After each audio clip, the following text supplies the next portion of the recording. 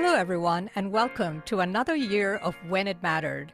I'm Chitra Ragavan. I want to open by wishing you all a very happy new year and a great year ahead. I thought it would be so nice to start the new year with a heartwarming success story. This is the rags to riches journey of a Portuguese Roman Catholic immigrant to Canada named Braulio Rocha, who just 5 years ago was a humble janitor at a Jewish synagogue. But one day, Rocha, an amateur photographer, seized a rare opportunity to trade in his mop for a camera to shoot a bris when the real photographer was a no-show. It was one of the most consequential moments of a life filled with adversity. That bris led to other brises and bar mitzvahs, and today Rocha has become the bar mitzvah photography king of Montreal, as proclaimed in a lovely recent New York Times profile. This is a story that transcends geography, culture, language, and religion. It's a story of hope and, above all, about second chances. Joining me now to share his story is Braulio Rocha, photographer and co-founder, along with his wife Sonia, of Rocha Studio in Montreal, Canada. Braulio, welcome to When It Mattered. Hi, Chitra. Thank you so much for having me. It's a real honor to be here in your podcast. I'm really honored to be here. Thank you. Well, tell us a little bit about that day, that moment a little over 5 years ago at the synagogue. What was the synagogue and what were you doing that day when you made the leap to photographer? What was that moment in time like? Well, it was just another morning. I started my shifts at 6:30 in the morning, and my job is to open the door at 6:30 in the morning so that people can come in and do their morning prayers on the small chapel. The building has a big synagogue and a small chapel, and every morning there's a minyan service. In my job, my first job was to open the door, make sure the door is unlocked so that people can come in and do their morning prayers. And then occasionally there's bar mitzvahs, there's bris, there's little private events that happen. So my job was to be there, make sure the door is open. And then, it's especially in the winter with snow and salt, the floor gets really dirty. So my job is to keep the floor clean. Especially when there's events, the place has to look good and clean. And this was just another morning in Montreal of my morning shift. It was supposed to be just another morning like any other morning, and then there was this bris happening, and me minding my own business, and then I hear the grandmother of the baby panicking almost because the bris is about to start, the photographer is not there, and they reach out to the photographer, and he had I don't remember correctly if it was a car accident or if a flat tire. He had an issue and he couldn't show, and it was that pivotal moment that I always wanted to be. I always loved photography. I was an amateur photographer. I always carry a camera in the trunk of my car. And it's just that pivotal moment, something just hit me. It's like lightning strike went through my body. This energy went through my body, and it's like it's now or never. I remember at the time I was reading a book. I always loved reading books about CEOs and famous business people and how they started. And one word that is common in every single success book that I've read, is the word initiative. It all starts with some kind of initiative, right? You have to take initiative. And I didn't even think. It was an impulse. I just grabbed my radio because the building is big. We communicate, the team of staff communicates with each other through walkie-talkies. And I reach out to my boss, who's also Portuguese, who's been living in Montreal for decades now. He's the superintendent of the building. And I said, look, Jose, the photographers in no show. I've had conversations with you that I would like one day to pursue photography. And I have my camera in my car, and there's no photographer, and I just want to take these pictures for them. Could you find somebody to come here and take my spot for a couple of hours? I'm going to clock out for a couple of hours and shoot this event for this family. Now, when I asked him, I hadn't asked the family yet. So it was really a chance. Like, I took a leap of faith. I took a chance. The family could have said no, right? Yep. So I asked my boss first, and then I asked the family. It should have been the other way around, right? But I just had faith. I had this faith that it's going to happen. It's now. So you asked, and they said yes. And then my boss said, "Okay, I'm going to send Mario upstairs. Good luck." So I went to the family and I pitched. What I did was basically a pitch. I pitched it. Your photographer's not coming. I'm an amateur photographer. I have my camera in my car. sorry about my appearance. I have my janitor uniform, but I can do this for you. I'm not going to charge you anything because I'm an amateur. I'll just take the pictures for you and your family. And then she went and talked to her son, very well dressed family. You can tell this was a wealthy family. And the son was kind of looking at me, a janitor, taking pictures of our bris, but it was either the janitor or no pictures, right? So he said, okay, let's do it. And so Wow. I did it. And they did pay you, didn't they? So I took the pictures. I adrenaline took over. So there was no fear in my heart because adrenaline just took over. I was not nervous. I felt like there was this higher power in charge. Like I wasn't in charge anymore. Like the camera became a part of me as I'm doing this, right? And then I edited the pictures and I delivered the pictures a week later. And the grandma, she was so happy with the pictures that she gave me 180, 100, I don't remember, 150, 180 Canadian dollars. And I was so happy. It was, oh my God, I make $12.50 an hour and I just made $150. This is amazing. Well, one of the other key things, you talked about initiative, but the other key thing is to be prepared. If you didn't have your camera in your car, you couldn't have reacted so quickly, right? I mean, that's the other big piece of it is you were prepared to jump when the Exactly. opportunity came. Exactly. I always believe that there's opportunities that happen in front of us every single day. We just don't see it. We're so busy. We're stuck in traffic. We're rushing to work. We're working. We have family. We have bills to pay. Like life is lived in such a high speed these days. There's things happening in front of us that we don't realize that certain things might be an opportunity that's being presented in front of you and you're not seeing it and then you don't react to it. So your life is just going to be the same over and over and over again, right? And Yes. this was one of those moments where I just stopped and listened. I just stopped and listened, and then my leg moved towards that grandmother, my right leg, and then my left leg, and then my right leg again. Next thing you know, I'm in front of her and I'm pitching in to take the pictures. So how did that first bris photography session lead to other sessions and for you to kind of become the featured photographer at the synagogue and its congregants? So once the grandmother pays me, she's happy. It empowers me, right? Like, okay, this woman was happy with the pictures, so maybe there's something here happening, right? And then there's a perfect storm of events that contribute to starting a business. So I felt empowered, right? So I go and knock on the door of the director of the synagogue, and I told her what just happened. And the synagogue organizes its own events sponsored by the synagogue. Purim, Hanukkah, high holidays, all kinds of events. Not the private one, like the bar mitzvahs and the bris and the weddings, those are private events. Families book the sanctuaries and the reception hall, they book the building and they host their own event. But events organized by the synagogue, right? And on the building of the synagogue, there's two schools. And those two schools, they used to organize a lot of events in the synagogue. Beautiful events like for the kids and for the parents, full of colors, full of joy, full of love.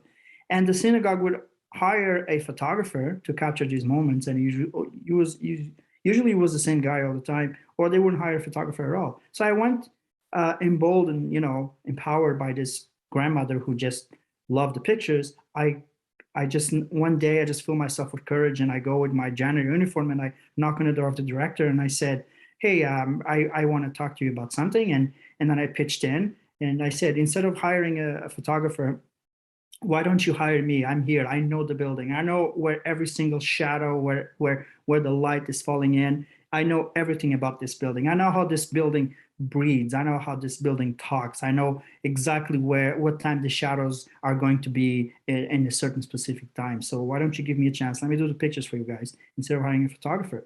And then they told me, would you do one event for us for free? And then if we like it, we'll work something out. So the next day I'm shooting an event.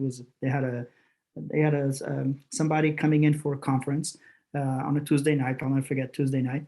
And I took the pictures and next day I presented them to the person in charge of social media for the synagogue, and they loved the pictures. And then they made a proposition to me, per event, we're gonna pay you $50. You clock out, we pay you $50, create the business, and we'll pay your business $50 per event. And then when the event is done, you clock back in. So you go back to your janitor. Basically, I would come in with my janitor uniform, do my work of mopping the floor and cleaning the toilets, And then if there was an event at 12, for example, clock out, change clothes, grab my camera, take pictures of the event. The event finishes at 2, clock back in, put my janitor clothes again, go finish cleaning the toilets or mopping the floor. So these events organized by the synagogue that usually would include 2 schools, they used to have a lot of these events. So the parents of these kids started getting familiarized with me, seeing me with a camera around, right? So, and then they knew I was a janitor. And I think they could relate because, they're part of a community whose ancestors also came to North America with nothing, right? They run away from genocide and from persecution, and they come to North America with nothing. And this generation of parents is the generation who grew up listening to the stories of their parents or their grandparents who came to Montreal with nothing and built something. So they see me doing this, and it's okay. This guy reminds me of my grandfather. So there was a connection there. So the parents see me all the time with the camera, and eventually a parent came to me, say, "Hey, I have my son's bar mitzvah coming up. Is this something that you do?" And so it started.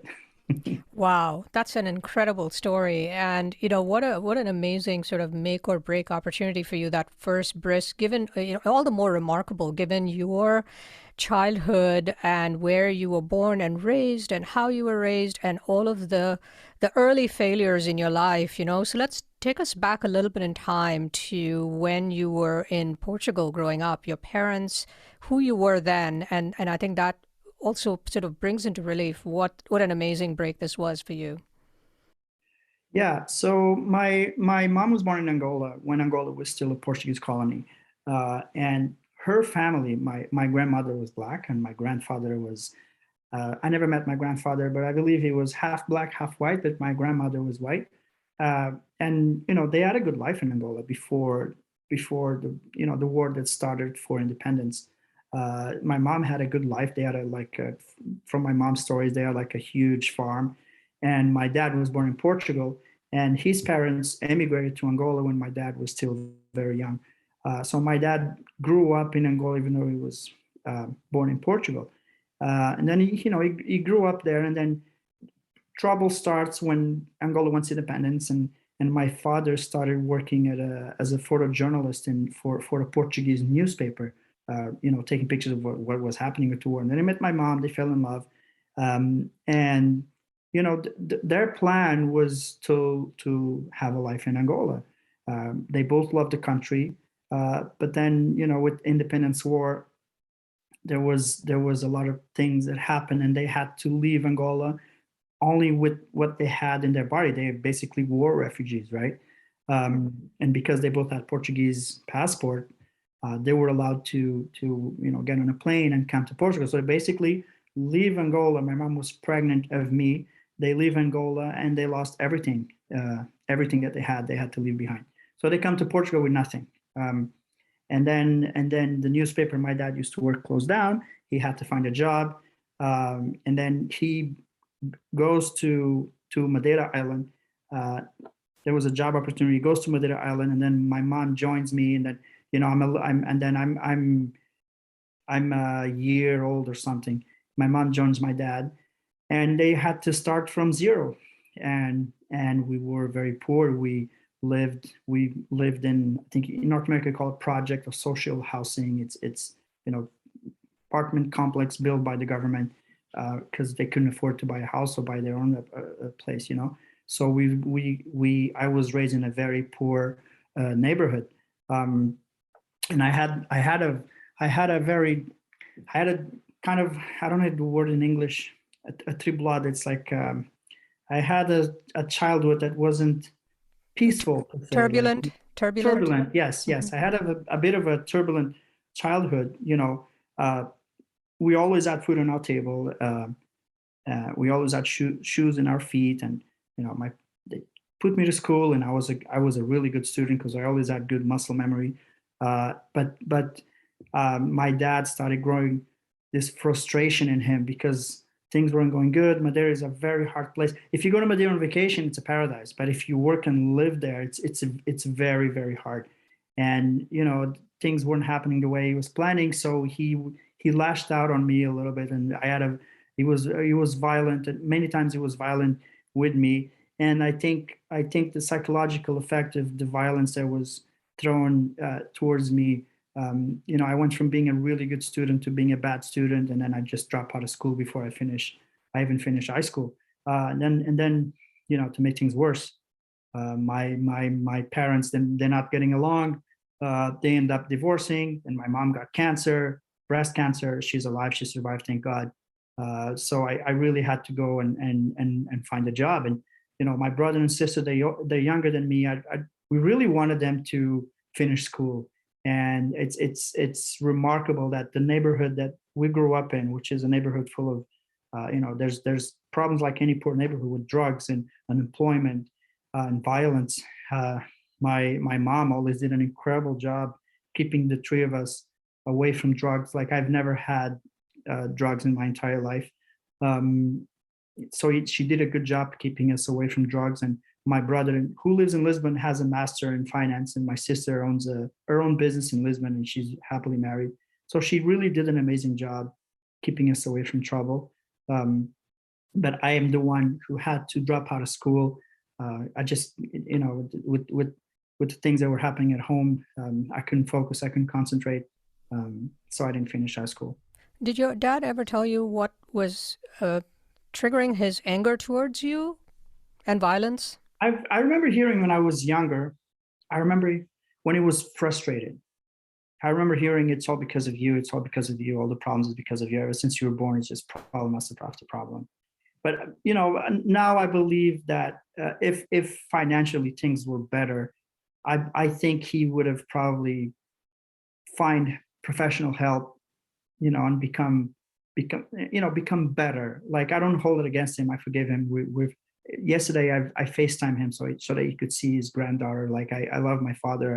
I love my dad. I get along with him. I forgive him. And I look back, because there's psychological scars, right? And I went to the doctor because sometimes I get upset also, not to the level of my dad, never. I remember being young, and as I'm getting beaten by my dad, I remember thinking to myself, as I'm younger, clearly remember thinking to myself, I will never do this to a son of mine or a daughter of mine or my wife or anything like that. But I do have anxiety issues. But because I have the means, I went and looked for professional help, and I got that professional help. And I have a treatment, and I have to take an anxiety pill every day, which helps me. My dad didn't have that. That's why I forgive him, because we were poor. He didn't have that guidance. He didn't have that help.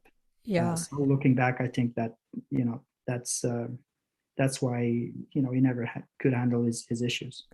And you said your mom came from Angola, so a mixed race marriage, and Madeira, as you said, is very homogenous. So it must not have been easy for you to have to deal with that as well, culturally, and especially with young kids, they can be pretty cruel. Right. So Madeira is it's a wonderful, wonderful, beautiful island. It's 99% white, Catholic, conservative, right? And because it's an island, we are 900 kilometers away from the mainland, Portugal. So it's isolated. It's a civilized place. Like if you go there on vacation, it's a beautiful civilized place, and everybody, there's internet, and it's not a third world island per se, but it's very conservative in their ways, right? So 99% is white, conservative, and we move into this neighborhood where everybody's white and everybody's Catholic and everybody's very conservative, and we have a darker skin, right? And then growing up, many times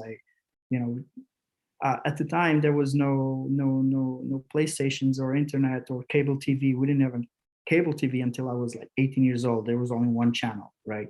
So what do kids do? They play outside. We play soccer, which is religion in Portugal, and we play all kinds of games outside, right? Hmm. And many times, like I got into a lot of fights. I had to defend myself. I didn't have an older brother. I didn't have cousins because we were alone in Madeira. It was just me, my parents. My siblings were much younger than me, so I had to get into a lot of fights to defend myself. There was attempts of bullying me. I'm proud to say I never let anybody bully me without getting back at them. But the main cause of bullying would always be the color of the skin, and I would hear a lot. Go back to Africa with your mom. We say in Portuguese, a preta. which in English is as offensive as the N word. Mm. So go back to Portugal with your mom. That what hurts me. Not to Portugal. Go back to Africa with your mom. The N word. That's what hurted me the most when they would say to your mom. I didn't really care when they would say things to me, but whenever they would say your mom the N word, that really upset me a lot. So here you were failing in school, and your early adulthood wasn't very spectacular either. But then there was a key event, I would say probably the first transformative moment in your life when you met your wife, Sonia. How did that happen, and what result and impact did that have on your life? Yeah, it's so funny the way it happened. So the island is very touristic. So the economy of the island is 100% based on tourism, right? And I worked in a restaurant in the marina area where all the the yacht harbor and where all the cruise ships dock. So it's a restaurant that like 100% of the clientele, it's tourists. It's a bit of an expensive restaurant. And at the time, my job was to approach tourists on the street and convince them to sit in the restaurant to eat. And that marina is full of restaurants, so it was very competitive, right, with all the other restaurants. And this one day at night, it was 11:30. Place was closing down, and I'm taking the glass bottles to a recycling bin, a couple of meters away. And as I'm dumping, oh my God, I remember this vividly. I see these two girls coming, and one of them is my wife. Now she's in Madeira because her parents are also from Madeira Island. They've been living in Canada for 40 years, 50 years. But they used to go back. They have a house for vacation there. So they would always go back on vacation. And this hot summer night in 2012, my wife went with a Canadian friend, and they were just strolling in the marina area because Madeira is an extremely safe place to be. You go and you walk on any time of the night with your kids, just you and your kids, and nobody will bother you. So it's, two girls walking along at night, it's incredibly safe. So she's just strolling around with her friend. And I remember at the time, I was very fit. I used to go to the gym every day. Not so much now, but I was very fit at the time. So, and I remember she's coming, and she caught my eye. So usually I would take bottles out of the bin until it's half full, and then I would dump the rest. But I see these two girls, so I have to show up. So I just grabbed the whole bin, flexing my muscles, just so she could see my muscles. It was so stupid because I hurt my back. So I see her, and she caught my eye, and then she's walking towards the restaurant. So I'm walking past them very, very fast, really fast.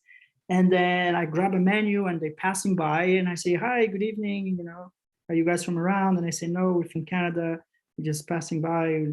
We don't really want to eat now." So, no, the restaurant is calling, but let me show you the menu. Come back tomorrow. It's a good place to eat, blah, blah. But I'm doing my job, but at the same time, I'm being a bit naughty because this girl caught my eye. So, and she came back the next day for dinner. And then I asked her, what are you guys doing after this? Like, it's Friday night. Oh, we don't know anybody. We don't know anywhere. Where should we go? And then I said, listen, let me take you. She was with a friend, the girlfriend that went with her. Let me take you guys to a local bar. It's fun. There's live music. We'll have some fun. And so it started. So you took the initiative once again, right? Yes, it's all about initiative. Yes. So one thing led to another, and I guess you followed her to Canada, and then you got married, and you got the job at the synagogue. Right. So she comes back to Canada. This is summer 2012. She comes back to Canada. We stay in touch through Skype. New Year's Eve, Madeira. She goes back for New Year's Eve. She stayed there for 3 weeks, and we really, really hit it off. Like we were together every single day. We really fell in love. And a day before she left, she looks at me and she says she loves me. And I was like, I'm so happy you said it because I think I love you too. And then she tells me, why don't you come to Canada? And in my wildest dreams, like, come to Canada. I don't have money. I didn't have money. And she paid my ticket. She paid, the ticket was like $1,000, not cheap, but she paid my ticket. She really trusted me. She really, she barely knew me if you think about it. Just a few weeks together in a paradise scenario, right? It's completely different from a day-to-day working environment, right? In a paradise scenario, everything is good. Everything works out, right? So she really trusted her gut, I would say. And she booked a flight for me to come to Montreal, and I arrived January 17, 2013 in Montreal. Wow. So, and then you got a job at the synagogue. I guess it's the Shaar Hashomayim synagogue Yeah, in Shaar Montreal. Hashomayim in Yep. Montreal. Um, And and what was it like after the homogenous culture of Madeira to be in this vibrant, multicultural Montreal, and then here you are from a conservative Roman Catholic background to be in, at a Jewish synagogue? What a transformation. oh my God, yeah. So I come from a place where, people from the LGBTQ community, they don't call them LGBTQ, they call them ugly names. People who wear tattoos are either junkies or they come from jail or they're criminals. That's what I say. People with tattoos are criminals. Jews are also not viewed as very nice people. Muslims are also not viewed as very nice people. Muslims are all terrorists. That's the environment. Hmm. So you come to Canada, and I was a bit influenced by this. Is what I grew up in, right? Now I had this little thing going for me, which was the fact that my mom, she's mixed, so she always gave us values of accepting everybody. But still, you grow up with everybody telling you these things, and being the Catholic Church now is not the same as the Catholic Church in the 80s, which is my childhood, and in the 90s, especially in an island like Madeira, which is extremely conservative, right? The Catholic Church is a bit more open now, but at the time it was extremely conservative, right? And it's very closed-minded. And then I arrived in Montreal, and I see these colors, this diversity, where everybody's so happy living in perfect harmony. I go to the gay village here in Montreal, and what do I see? Colors, vibrant, beautiful, people who love each other. And I'm looking at this and I'm saying, wait a second, this is not what they told me in Madeira Island. They look so happy. What's wrong, Hmm. Or when I see somebody who's a lawyer with tattoos, I say, this guy is not a criminal. He has tattoos, but he's not a criminal. So I start seeing this, and then I start working at the synagogue. What do I see in this community that I grew up, hearing things that are not very nice? A loving community, inclusive. They want the same things as us. They work. They have families. They love their families. They very strong in community, the concept of community. They're philanthropists, and they're very inclusive. And I'm like, this is everything that I'm seeing in Montreal goes against everything that I would hear from people growing up where I come from. It's not like that anymore. Madeira now, internet, and it's more open now. But at the time, it wasn't like that. So I was just a product of my environment, and I'm so happy that I came here and I got to see how the real world is, and those are the values that I want to instill in my daughter: acceptance and enjoy this multitude of different colors and people and religions, and it's beautiful. I love it. And I'm sure that has sort of influenced you as as a photographer, and you also have said that photojournalism, your style is photojournalism. I'm sure some of that potentially came from your dad being a photojournalist, but you also have this Hollywood influence because you're a big Hollywood movie fan, and Tim Burton in particular. So your style of photography is very artsy and creative, not the run-of-the-mill bris and bar mitzvah shots. So tell us what are sort of some of your favorite photos that have been influenced by Tim Burton's movies or other movies, and how all of this has permeated into how you shoot your photographs. Right. That's a wonderful question. It started when I'm a janitor at the Shaar, and the Shaar is an incredible building. It's the biggest synagogue in Canada, very majestic.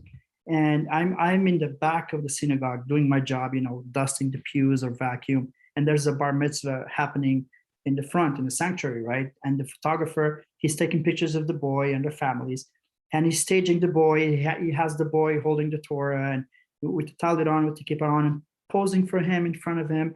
And I'm in the back, and I'm seeing the full beauty of the synagogue with the lights coming from the window, with the shadows moving because the planet moves, right? The shadows are in a place now, but 5 minutes from now, they're in a different place. It's like the building is alive and talking, and I'm listening to the building, and I'm thinking to myself, what are you doing? Thinking about the photographer, what are you doing? Come here. see what I see. Like, you're missing out big time. He's up there talking to you right now. He's up there, the King of Kings, talking to you right now, and you're not listening. So when I start shooting bar mitzvahs, I have this on me, and I'm thinking to myself, there is a message that I need to put this message in my photography. So one thing that I do, whatever, because every synagogue is different, I arrived in a synagogue 10 minutes before anything starts. The place is dark. I sit down in complete silence and I just listen. That's all I do. I listen. It's dark. I don't want no lights around me. I just want to listen. And the building talks to me, metaphorically speaking. The building talks to me. The building tells me what to do. And that's what I do. Now, the inspiration for what I do absolutely comes from watching movies. When I was growing up, playing outside with my friends, they all wanted to mimic the great actors of the 80s and the 90s.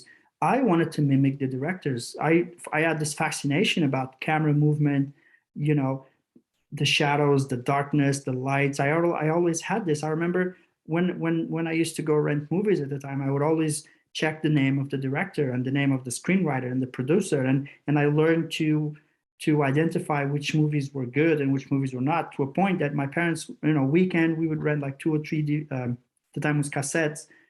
They would send me to rent the movies because I was so good at it. So growing up when I was a young kid, I loved Tim Burton. I loved Steven Spielberg, Ridley Scott, John McTiernan, Walter Hill, just to name a few. I can remember all of them, but like, I used to love the way these guys used to direct the movies and move, the camera movement and everything else. Now, more recently, I became a huge fan of Christopher Nolan. Oh, yeah. My younger son's favorite director. Oh my God, the way he rebuilt the Batman trilogy, Interstellar, Inception, Denis Villeneuve, who directed Sicario, The Arrival, and now recently Dune. So it's that type of cinematic, extremely dark, majestic, epic images that when you see, you go, wow, and it talks to you. So I was like, how can I bring this to my photography? I need to do this in my photography. And my playlist in my car, it's John Williams, it's Hans Zimmer, it's the great composers, that they do the scores of all these great movies, and this is what feeds my brain. Zack Snyder is also a director that I really like. So I was, how do I bring this to a picture, because these guys do video, right? It's moving and there's audio and you can relate, right? How do I put this into a picture so that people, when look at it, people go, wow. Like, I don't settle for beautiful pictures. If you want beautiful pictures, there's a ton of photographers. I tell all my clients, you want beautiful, there's a ton of guys. I'm not your guy. I'm going to give you wow. I want you to look at my pictures and cry. That's the expectations I put. It's high expectations, so now I have to deliver. I demand a lot of myself, and there's a lot of work. There's a lot of soul searching. There's a lot of just closing my eyes and try to see where my brain is going to take me. And this is why I go to a synagogue when it's quiet and it's dark and there's nobody else there, and then I just listen. And then when I listen, when you just listen, you'll hear it. The images will come to your head. And then when the images come to my head, I go into this zone and I have my team with me. I say, okay, guys, this is what we're going to do. On the ball, let's go. And I push them. Oh my gosh, do I push my guys? I push them, but then the results are just incredible. And I'm really proud. Like, I have an incredible team. I call them the dream team. That's amazing.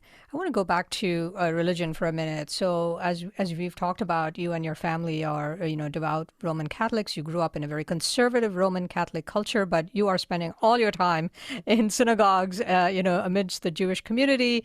And the Shaar, as you call it, is like the oldest Ashkenazi synagogue in Canada, going back all the way to 1846, home to immigrants from all over Europe, as you said. How has that influenced your views on religion and how it can potentially, religion has been a hugely divisive force in the world, but also a great unifier. How has it influenced you in any way, where you came from, but where you are now, and how do you reconcile the two? Yeah, it's not easy. It creates friction sometimes between me and my family.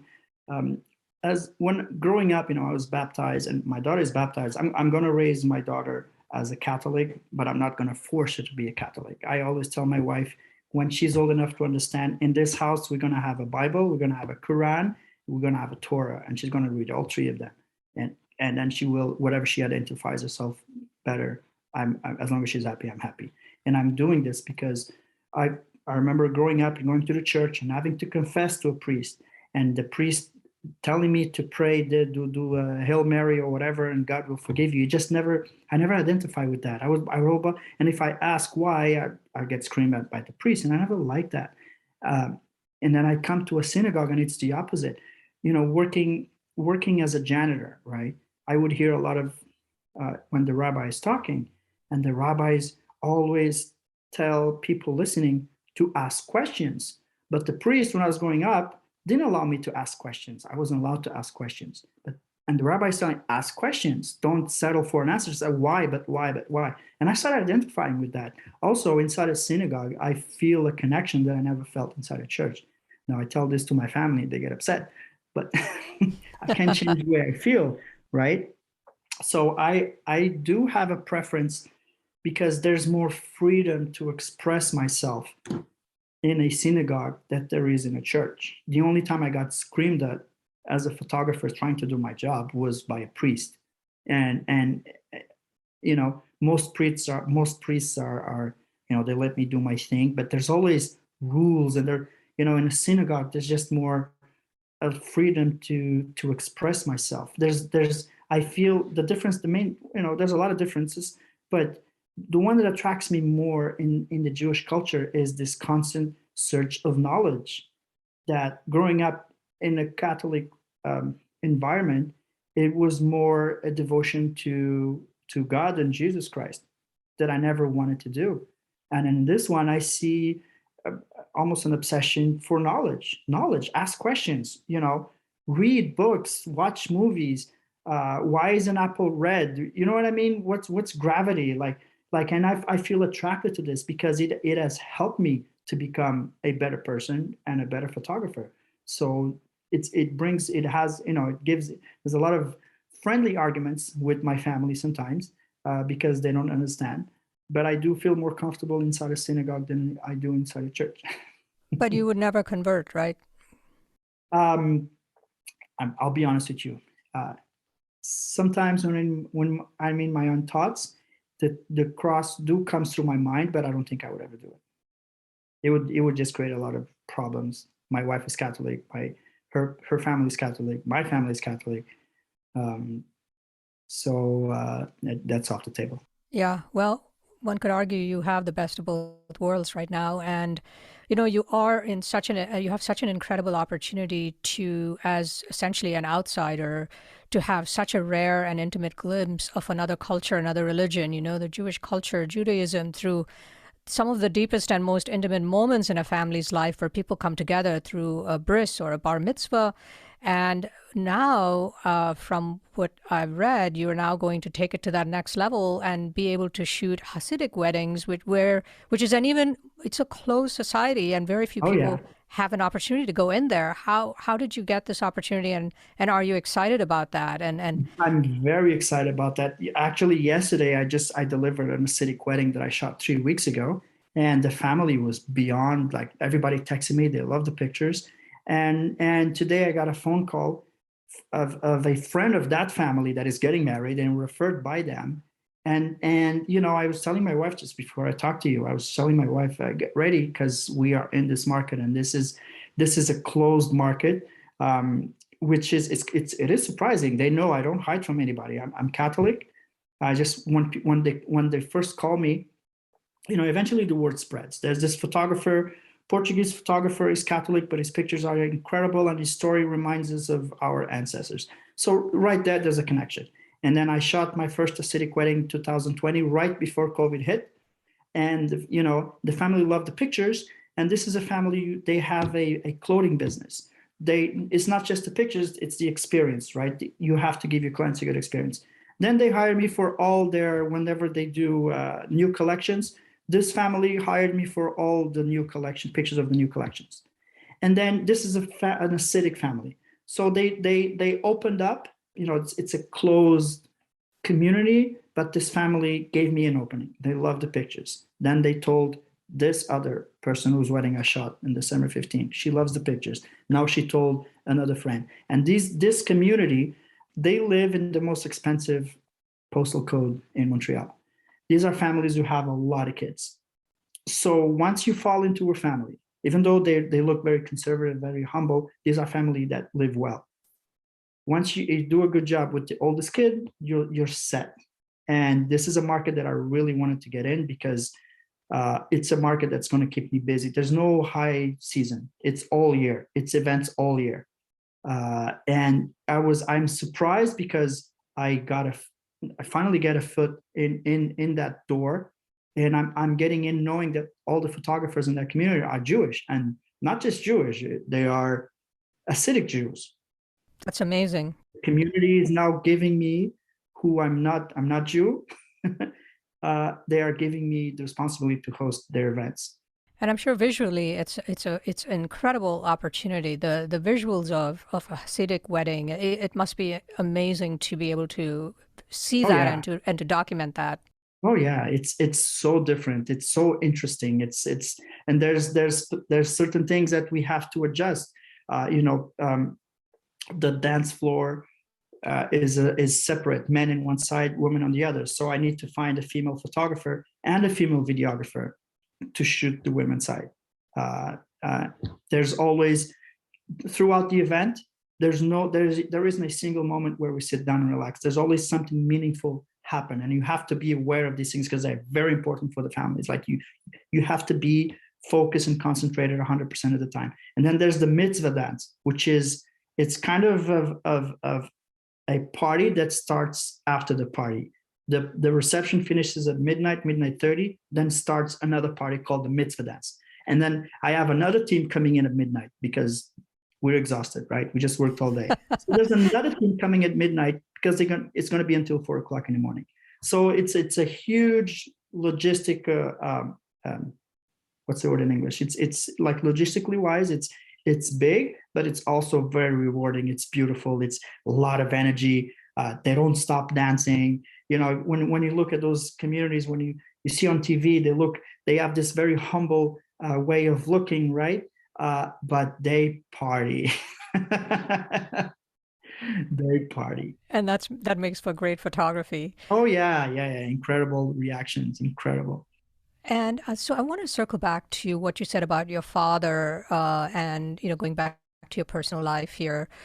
You said you forgave your father. Do you think being in a religious environment all the time and being close to God in one way or another, just by your virtue of being in that physical space, do you think those things have helped you forgive your father? Would it have been harder had you just been any photographer just doing your day job rather than, documenting these most intimate religious ceremonies in a person's life? Definitely being in an environment that I am brought me closer. I wasn't much of a God believer when I came to Canada, and right now I'm I believe in God. I believe he's leading the way, and I'm just following. I believe he's the one telling me what to do, and through my work, I'm also showing people in Portugal and Madeira Island what the Jewish community is about. So I believe I'm playing a role here and spreading a word. You know what I mean? And being closer to God definitely brought me closer to forgiveness also. And the fact that our life starts to improve, we start making money, and then, I have anxiety issues. It was very obvious that I had issues that needed to be resolved, and my wife was being incredible. Oh my God. And I cannot state enough that without Sonia, there's no Rosh Hashanah, there's no bar mitzvah, there's no success. And Sonia said, let's go to a psychologist, and because of your issues with your dad when you grew up, there's scars in your head that you need to fix. And that's what we did. And I got the necessary help, and I became a much better husband and a much better person. And then I just, as I'm feeling good with myself again, I'm at peace with myself. I'm thinking to myself, I wish my dad had this kind of help. Maybe he would have become also a better person. Yeah, And today, as you pointed out, you have a very successful life. You have new cameras, new home, new cars, new Yeah. clothes, new team, and a packed schedule. You've got a lot Yeah. of fans, and you have a 2-year-old daughter. Yeah. Looking back on your life, what would you say to your younger self, to that school dropout, that failed adolescent and adult, that janitor in janitor clothes, mopping the synagogue floor? And what would you say to your young daughter about this journey that you've been on? Looking back, I believing in God the way I believe now. Looking back, I see that it was everything was so difficult to me, so that I could appreciate what I have now. It's because I never want to go back to that. I never want to go back to living paycheck by paycheck, right? That's why I work so hard every single day. Basically, in simple words, bluntly, I never want to be poor again. That's just how it is. So everything that I went through, it was absolutely necessary so that I could be what I am today. If things were easier for me, then I wouldn't be where I am today. So looking back, if I could travel in time and see the young Braulio and seeing the suffering that he's going through, and dropping school and working so hard in a restaurant, 13, 14 hours a day, no day off for $600 a month, living with my mom because I couldn't afford to have my own place. I didn't even have a car. I used to take the bus every day to go to work. I would just sit back and watch. I wouldn't change a thing, because if I would change anything, then I wouldn't be here. So I would just, maybe I would go to Braulio while he's sleeping and whisper in his ear, hold on tight, things will get better. But you have to go down this road. You have to. Because of COVID-19, have you had any kind of insights into death? You spend a lot of your time shooting images about life and bar mitzvahs and brises and, things that celebrate life. But given COVID-19, right, we are all also thinking about the fact that so many people have died and so many people have come close to death, and we're all under the risk of COVID-19. Has that given you any sort of thoughts about the future, any a moment of clarity, brought upon by the pandemic? Of course, first of all, in Quebec, the restrictions last year were very strict. So suddenly everything we have for granted is gone, right? The simplest thing, like going to see my wife's parents with my daughter so she could spend time with her grandparents, we couldn't do that for months. We just weren't allowed to do that. So you lose that human touch, so you start to value those things more, and you start to think, oh my God, I wish I had enjoyed it more, being with my friends, being with my family, and we can't do anything now. We're stuck home, and we're afraid to get this virus, and we're afraid to die. What are we gonna do? So especially with everything that we used to do every day that was automatic in our brains and our body, and suddenly you can't do that anymore. It gives a different perspective. Everything we had for granted, now it's gone. So you value those things more. I especially value those things a lot more now. I'm so blessed. I think it's a miracle with all the events that I've shot in the last year and a half, and I got tested so many times, I never got the virus. I still don't understand how is that possible. All my friends got infected, and none of them had this contact with public like I have, in weddings and in bar mitzvahs, surrounded by people. And I'm extremely blessed, and I'm very thankful for that. And then during COVID also, there's no events. All the events get canceled, they get postponed, and suddenly you're not making money, right? So we had savings, but we're not making any money. I don't want to touch my savings. The government of Canada was giving this federal grant for small business owners like me, but I didn't want it to do that, because I've learned that to me personally, a salary becomes a salary. You become dependent of a salary, and it makes you think that you absolutely need a salary to live. And when I became a business owner, I learned that no, you can make your own way. You don't have to depend on anybody else, right? So the government is giving these grants, and I said, no, I'm not going to take these grants. I'm going to go work. There's even though everything is closed, there are businesses out there. There probably need people to work. So I grabbed my car and I went and did deliveries for 3 days. Chitra. But I could have stayed home because we had the savings bit. I did deliveries for 3 days. I wanted to make money for me and my family. And then the time that I also had available, I educated myself in photography. I educated myself in the business side of photography, because being a good business owner is a lot more important than being a good photographer. Because I know a lot of talented photographers who are broke. And I know a lot of photographers who are not that talented who make a lot of money and take care of their families.